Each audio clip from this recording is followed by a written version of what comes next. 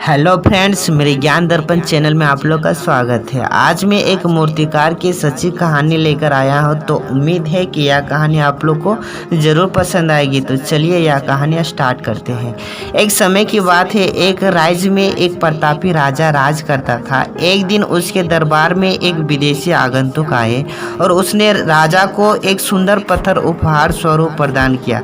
राजा वह पत्थर देख बहुत प्रसन्न हुआ। उसने उस पत्थर से भगवान विष्णु की प्रतिमा का निर्माण कर उसे राज्य के मंदिर में स्थापित करने का निर्णय लिया और प्रतिमा निर्माण का कार्य राज्य के महामंत्री को सौंप दिया।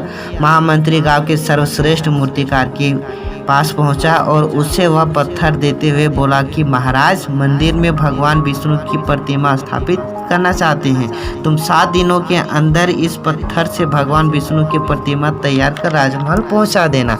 इसके लिए तुम्हें 50 स्वर्ण मुद्राएं दी जाएगी।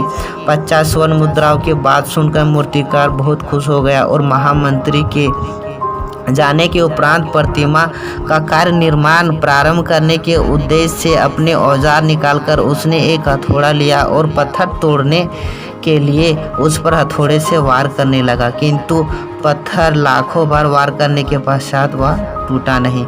इसी प्रकार 50 बार प्रयास करने के उपरांत मूर्तिकार ने अंतिम बार प्रयास करने के उद्देश्य से हथौड़ा उठाया, किंतु यह सोचकर हथौड़े पर प्रहार करने के पूर्व ही उसने हाथ खींच लिया कि जब 50 बार वार करने के पश्चात पत्थर टूटा नहीं तो अब क्या खाक टूटेगा।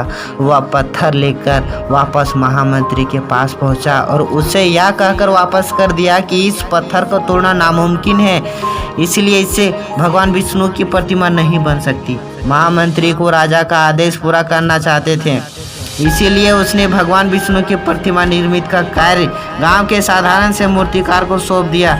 तब उस मूर्तिकार ने महामंत्री के सामने उस हथौड़े से प्रहार किया और वह पत्थर एक बार में ही टूट गया। पत्थर टूटने के बाद मूर्तिकार प्रतिमा बनाने जुट गया। तब इस मंत्री ने यह सोचने लगा कि काश उस मूर्तिकार ने एक अंतिम प्रयास किया होता तो शायद आज वह सफल हो गया होता और 50 स्वर्ण मुद्राओं का हकदार बन जाता।